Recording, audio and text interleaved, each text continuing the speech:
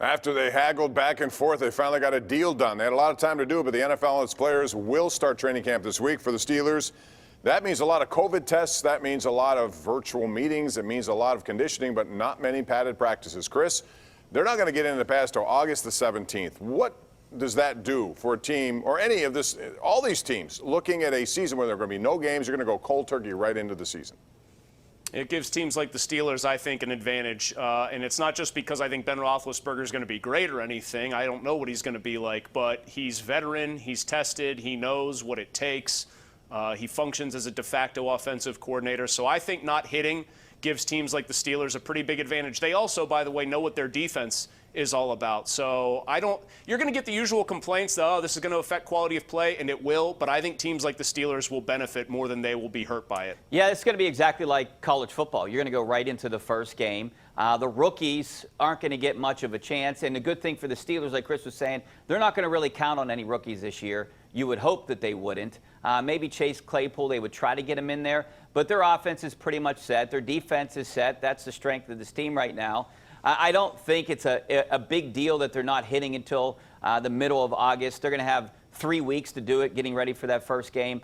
You know, it's just this first week of getting through this every second day of getting cleared and the whole process. They're not even going to get really started until next week. All right, real quick, I want to ask this too before we go to break. And Chris, back to you on it. Now, it's a veteran team, there's no doubt. It should be an advantage. Other teams have new players. They're not going to benefit of games.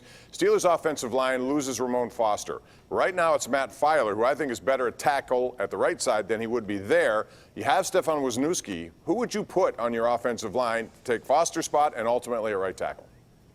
Wisniewski's started for 2 of the last 3 Super Bowl champions, I believe it is, something like that. I'm making it up maybe, but I know he was on the Chiefs last year. And I like Wisniewski at left guard, and I like Filer at tackle. I'm with you, Bob. Why would you sign Wisniewski to be like a high-priced insurance policy?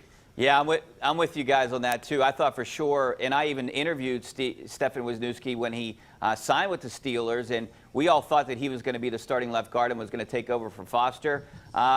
You know, Tomlin wants to give Zach Banner a chance over there. I think that's what it all comes down to. So we'll see, but at least they got a good backup plan if they move Filer back to tackle, and then they have Wisniewski at guard. Yeah, well, they have a lot of good options there. We'll see how it goes, but Filer's been a guy who I really like over that right side. We'll see what they do, but it's one of the few things that you can look at and say is still up in the air when it comes to the Steelers roster.